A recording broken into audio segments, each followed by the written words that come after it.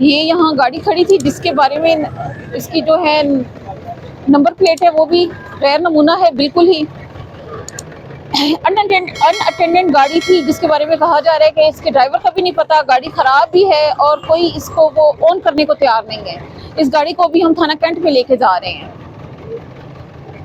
और जैसे ही इसका मालिक आएगा हम उसके खिलाफ कार्रवाई करेंगे।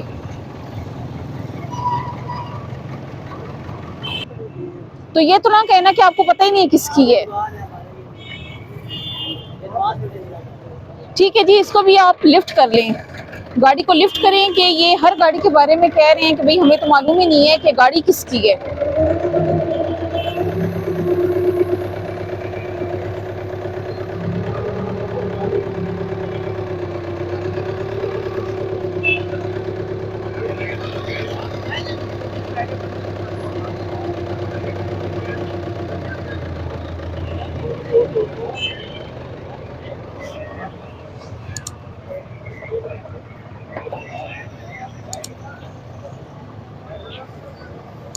ये कौन है भाई, रिक्शे वाला?